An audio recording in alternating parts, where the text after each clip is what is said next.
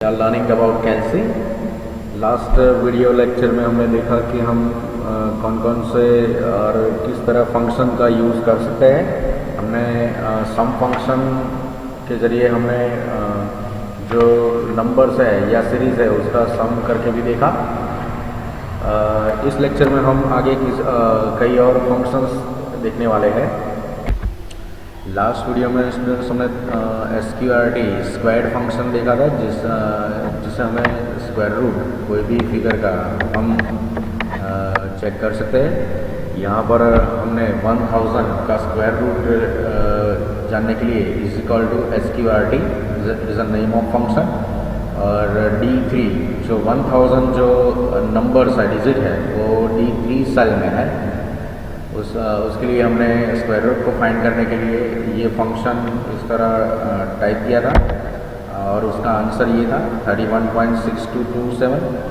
आप देख सकते हैं डेसिमल पॉइंट के बाद बहुत सारे डिजिट यहाँ पर आपको दिखाई दे रहे हैं, लेकिन हमें डेसिमल डिजिट के बाद हमें सिर्फ 2 ही अंक चाहिए, यानी 2 ही डिजिट चाहिए। तो आप इंक्रीज और डिक्रीज डेसिमल यहाँ पर से भी कर सकते हैं, यहाँ पर से।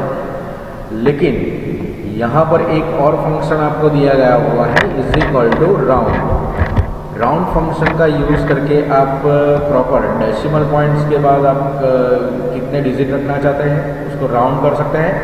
यानी कि आप देख सकते हैं यहाँ पे इज इक्वल टू राउंड, हम उसका सेल एड्रेस यहाँ पर से दिखाएंगे इज अ D6 और सेमीकोलन करके यहाँ पे हमें कितने डिजिट चाहिए, तो हम यहाँ पे 2 याद रखिएगा, हमें 2 ही डिजिट चाहिए। ब्रैकेट ओवर करेंगे, एंटर की प्रेस करने के बाद आपको दिखाई देगा 31.62। आपको डेसिमल पॉइंट के बाद अगर 3 डिजिट चाहिए तो आप यहाँ पर 3 ऐसा टाइप करके आप एंटर की प्रेस कर सकते हो, आपको मिलेगा 31.623। आप देख सकते हैं 2623 कैसे है। तो ये यहाँ पर 622 के बाद 7 फिगर आता है, 7 डिजिट। सो ये ऑटोमेटिकली जो उसके आगे का जो डिजिट है उसको +1 कर देता है, यानी कि उसको राउंड कर देता है। तो हम राउंड फंक्शन के यूज़ करके हम किसी भी फिगर को राउंड कर सकते हैं। लास्ट टाइम हमने एवरेज फंक्शन देखा था, इज इक्वल टू एवरेज हमने फंक्शन देखा था, it is a statistical function. इसी तरह हम यहाँ पे स्टैटिस्टिकल फंक्शन मोड का भी यूज़ कर सकते हैं। मोड आप फाइंड करने के लिए the mode function return the most common value in a data set from at most 30 arguments which can be single value और रेंज ऑफ सेल्स। सो यहाँ पर हमें मोड का यूज़ करना है। यहाँ पर मोड फंक्शन का यूज़ करेंगे। मोड फंक्शन का यूज़ करने के लिए is equal to mod. So is equal to mod करने के लिए यहाँ पे हमने फंक्शन को टाइप किया, यहाँ पर हम सेल रेंज देंगे। सेल रेंज देने के लिए यहाँ पर से हम ड्रैग करेंगे, सॉरी यहाँ पर से, और अब यहाँ पर एंटर की प्रेस करेंगे तो यहाँ पर 65 जो मोड बता रहा है, यानी कि इस सेल रेंज में 65 ज़्यादा है, मीन्स के बहुत बार रिपीट होता है। सो आप देख सकते हैं 65, सो 2 बार रिपीट होता है यहाँ पे।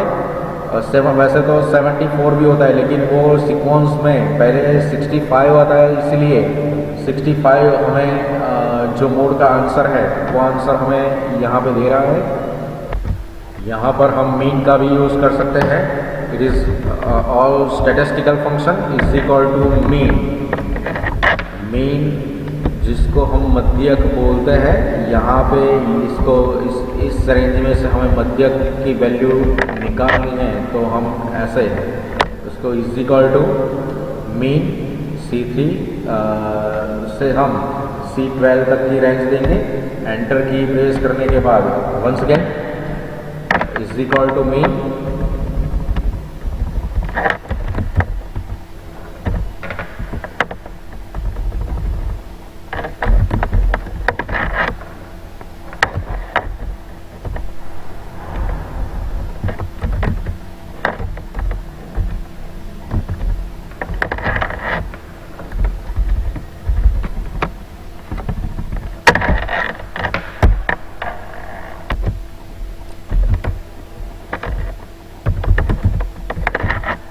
यहाँ पर ऐसे मीडियन फंक्शन का यूज़ करेंगे मीन वैल्यू को फाइंड करने के लिए। सेल रेंज हमने यहाँ पर डिफाइन की हुई है, आप देख सकते हैं C3:C12।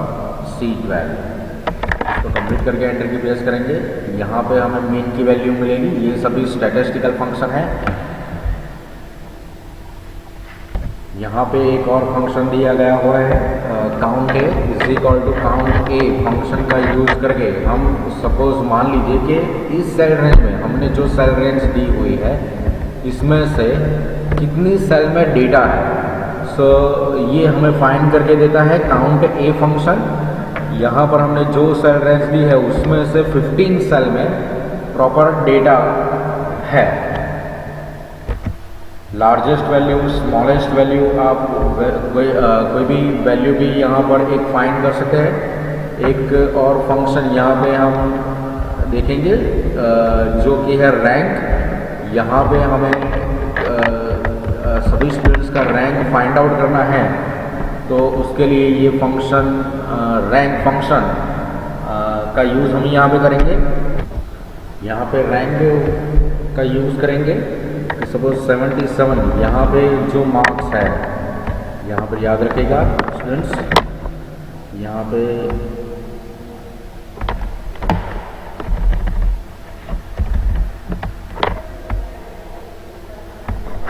इसका रैंक फाइंड करना है। सपोज जिनल पटेल का हमें रैंक फाइंड करना है, सो उसके लिए इज इक्वल टू रैंक यहाँ पे डिफाइन करेंगे। रैंक डिफाइन करने के बाद सपोज हमें उसकी वैल्यू देनी है परसेंटेज की। 77.25 जो वैल्यू है उस ये वैल्यू कॉलन करके हमें उसकी रेंज देनी है, यानी कि फिर से हमें उसको ऐसे उसकी सेल रेंज देनी है। इस सेल रेंज में ये 77.25 है, उसका रैंक कितना है, तो आपको यहाँ पे देखने को मिलेगा उसका जो रैंक है वो रैंक 5 बता रहा है। यानी कि इस 10 बच्चों में जो रिज़ल्ट है उस रिज़ल्ट में ये उसका रैंक जो है वो 5वें नंबर पर है।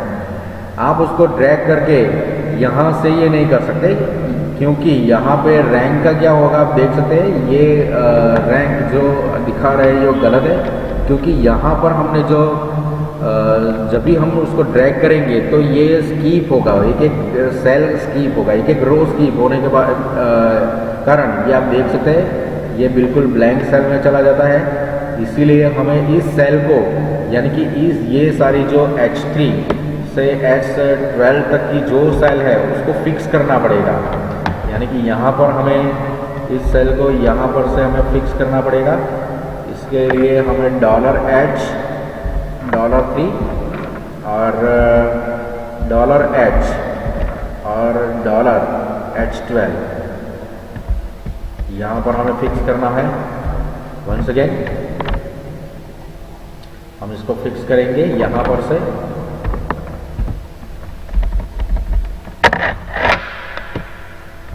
$H12 यहाँ पर से ये सेल अब ये फिक्स हो गई है। आपको रेड कलर में जो दिख रही है वो सेल रेंज यहाँ पर हमने फिक्स कर दी है। फिक्स करने के बाद हम उसको ड्रैग कर सकते हैं। आप उसको ड्रैग करके आप देख सकते हैं कि यहाँ पर हमें अब प्रॉपर रैंक दिखाई देगा। आप देख सकते हैं 88.75 का रैंक है नंबर 1, 86.25 का जो रैंक है वो है नंबर 2 और 83% का रैंक है नंबर 3। तो ऐसे हम रैंक का बहुत यूज़फुल ये एक फंक्शन है जिससे हम रैंक निकाल सकते हैं सभी बच्चों का। एक और यहाँ पर एक फाइनेंशियल फंक्शन है, आप देख सकते हैं। फाइनेंशियल फंक्शन एक एनपर फंक्शन जो कि आपकी टेक्स्ट बुक में भी वो दिया गया हुआ है। एनपर फंक्शन पहले हम समझ लेते हैं एक कैसे काम करेगा। तो सपोज मान लीजिए ये total amount of loan taken है, मीन्स कि हमने 1 लाख रुपए की लोन ले रखी है। इंटरेस्ट रेट उसका 7.5% है। मंथली इंस्टॉलमेंट हम 12,000 पर मंथ हम पे कर रहे हैं। तो यहाँ पर उसका ड्यूरेशन हमें फाइंड आउट करना है कि ये कितने साल तक ये लोन हमारी चलेगी। तो यहाँ पर हमें इज इक्वल टू फंक्शन का यूज़ करके इज इक्वल टू एन पर ये फंक्शन का यूज़ करेंगे। एन पर पहले हमारे रेट रेट हमें देना है। तो रेट यहाँ पर हमें ये देकर समीकरण करना है। बाद में हमारे पास पीएमटी यानी कि जो है इंस्टॉलमेंट पर मंथ कितना इंस्टॉलमेंट आता है वो हमने उसकी सेल एड्रेस दिखाई है, इंडिकेट किए हुए समीकरण करके प्रिंसिपल वैल्यू हम दिखाएंगे। ये 1 लाख रुपये जो है वो प्रिंसिपल वैल्यू है। समीकरण करके यहाँ पे 0 डालना है और बाद में उसका रिजल्ट हम देख सकते हैं। ये 13 मंथ्स के लिए यानी कि ये जो लोन है वो 13 मंथ्स के लिए होगी 13.56। एक और फंक्शन है यहाँ पे आप देख सकते हैं if function. So if function क्या करेगा, तो if function the prominent of all condition function use in the Calc is if। याद रखेगा, it takes 3 arguments called test, true and false. बहुत ही ये यूजफुल फंक्शन है if फंक्शन। सपोज मान लीजिए यहाँ पे हमें ग्रेड फाइंड आउट करना है।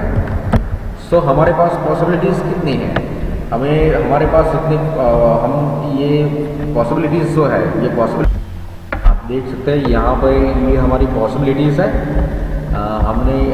हमारी पॉसिबिलिटीज़ है अगर ग्रेटर देन 90% है तो हमें A1 ग्रेड देना है, ग्रेटर देन 80% है तो उसको A2 ग्रेड देना है, ग्रेटर देन 70% है तो उसको B1, उसके बाद 60 से ज़्यादा तो B2, C1, C2 और 35 से ज़्यादा और 40 से कम जिसका परसेंटेज है उसको डी ग्रेड देना है। और लेस देन 35 यानी कि 35% के नीचे जो है उसको लिए हमें फेल डिक्लेयर करना है। तो ये हमारी पॉसिबिलिटीज़ हुई। तो ये पॉसिबिलिटी का यूज़ हम यहाँ पे कर सकते हैं इफ कंडीशन के ज़रिए। लेकिन यहाँ पर एक हम उसके पहले एक सिंपल एग्जांपल यहाँ पे देंगे। सपोज यहाँ पे मैं टाइप करूँगा एज और यहाँ पे एक हम यहाँ पे स्टूडेंट्स हमने एक एग्जांपल जैसा क्रिएट किया है जो कि यहाँ पे सपोज एज हमने उसका लेबल किया हुआ है। ये लेबल के आगे हमने दूसरी स्टाइल में हमने डिफाइन किया हुआ है 19। एलिजिबल और नॉट, हमने ये एलिजिबल लिखा है उसके लिए जो वोट कर सकते हैं, यानी कि एज पर रूल्स जिसकी एज 18 और 18 से ज़्यादा होती है वो एलिजिबल होते हैं वोटिंग के लिए।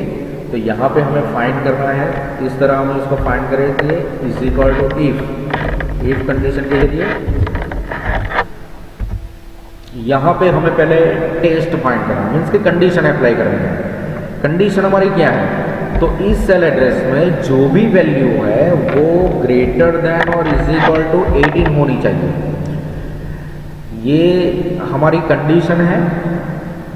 L15 ग्रेटर देन और is equal to 18 then if it is true, जो ये ट्रू होती है कंडीशन तो हमें मैसेज प्रिंट करना है। उसको मैसेज प्रिंट करने के लिए हम डबल कोट का यूज करेंगे, यू आर सपोज एलिजिबल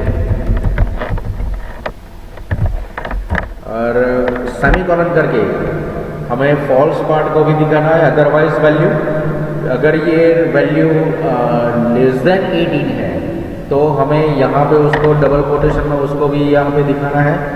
यहाँ पर हम उसका मैसेज प्रॉपर एक टाइप करेंगे, यहाँ पे you are not eligible.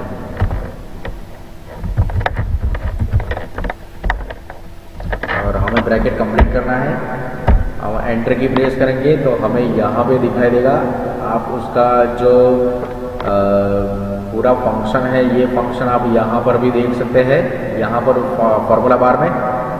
Okay, और यहाँ पे आपको दिखा देगा ये ग्रेटर देन कंडीशन हमारी ये ट्रू हो गई है, यानी कि 18 से ज़्यादा वैल्यू है। सो कंडीशन ट्रू होने के बाद उसका जो ट्रू पार्ट है यू आर एलिजिबल वो प्रिंट करेगा। अगर वो फॉल्स होता है, सपोज मान लीजिए कि मैं यहाँ 15 एज टाइप कर रहा हूँ तो यहाँ पे हमें यू आर नॉट एलिजिबल ऐसा एक मैसेज डिस्प्ले करेगा। यहाँ पर क्या होगा, तो जो सेल रेंज में जो वैल्यू है वो 18 और 18 से ज़्यादा नहीं है, तो ये जो कंडीशन है वो कंडीशन फॉल्स हो रही है। कंडीशन अगर फॉल्स हो रही है तो उसका फॉल्स पार्ट है यू आर नॉट एलिजिबल। तो यहाँ पर स्टूडेंट्स सिर्फ दो ही पॉसिबिलिटी थी, यू आर एलिजिबल और you are not eligible. But यहाँ पे आप देख सकते हैं हमें यहाँ पे एक कंडीशन यहाँ पे ग्रेड देना है उसकी, जिसके लिए पॉसिबिलिटी बहुत सारी है। ये आप देख सकते 3 4 5 6 7 यानी कि 7 पॉसिबिलिटी तो ऑलरेडी है ही, और दूसरी एक और पॉसिबिलिटी है फेल, यानी कि 8 पॉसिबिलिटीज़ है। इसके लिए हमें इफ कंडीशन का प्रॉपर यूज़ करना है। तो हमें यूज़ कैसे करेंगे, यहाँ पर हमें इफ कंडीशन का हम ऐसे यूज़ करेंगे, आप देखेंगे is equal to if condition का यूज़ करेंगे और हमें ग्रेड फाइंड आउट करना है। तो ग्रेड फाइंड आउट करने के लिए यहाँ पे पहले हम देंगे परसेंटेज की सेल, परसेंटेज की सेल दिखाएंगे। यहाँ पर ये परसेंटेज की सेल है, percentage greater than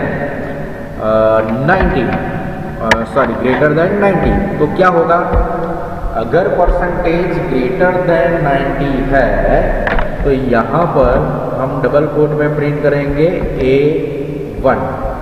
double coat complete करने के बाद उसका फॉल्स पार्ट, अभी यहाँ पे फॉल्स पार्ट में नहीं आए, लेकिन हमें नेस्टेड इफ का यूज़ करना होगा। हमें फिर से कंडीशन, हमारे पास 8 कंडीशन है, 8 पॉसिबिलिटीज़ हैं। इसके लिए हम फिर से इफ का यूज़ करेंगे। इफ वंस अगेन यहाँ पर सेल रेंज देंगे, फिर से परसेंटेज की ग्रेटर देन 80 देन उसके लिए A2 ग्रेड। यहाँ पे फिर से इफ इंटू ब्रैकेट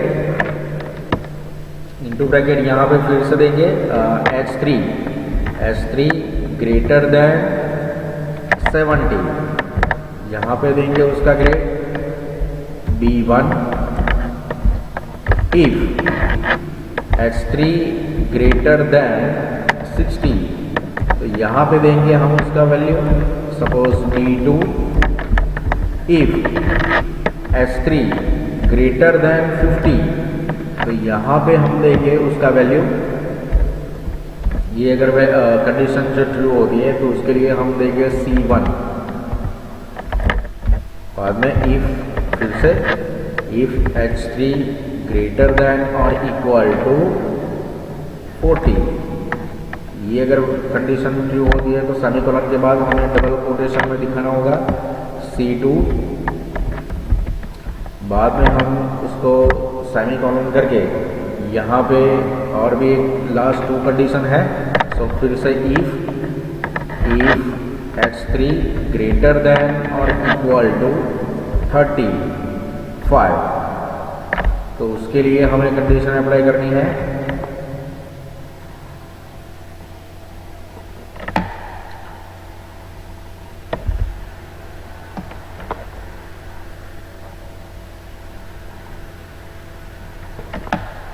यहाँ पे हम देंगे डबल कोट में डी ग्रेड और अदर पार्ट्स में, यानी कि फॉल्स पार्ट में हम देंगे यहाँ पे फॉल्स पार्ट में फेल।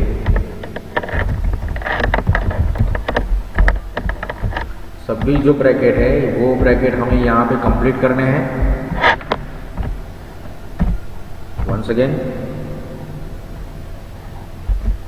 कंडीशन आप देख रहे हैं, कंडीशन टाइप करने के बाद हम एंटर की प्रेस करेंगे, आपको दिखाई देगा यहाँ पे B1 ग्रेड डिफाइन किया हुआ है। आप उसका परसेंटेज भी देख सकते हैं 77.25 के लिए यहाँ पे B1 ग्रेड यहाँ पे डिफाइन किया हुआ है। हम उसको ड्रैग करेंगे, ड्रैग करने के बाद हम देख सकते हैं अलग अलग ग्रेड B2, B1, A2 आप देख सकते हैं। जैसे जैसे ग्रेड यहाँ पे हम डिफाइन करेंगे, ये सपोज मान लीजिए 83% है। 83% के लिए यहाँ पे ये कंडीशन जो है ये कंडीशन ट्रू हो रही है। इसलिए यहाँ पे उसको A2 ग्रेड यहाँ पे दिया गया हुआ है। और आप ऐसे एक इफ़ के ज़रिए, एक नेस्टेड इफ़ के ज़रिए आप वैसे बहुत काम कर सकते हैं।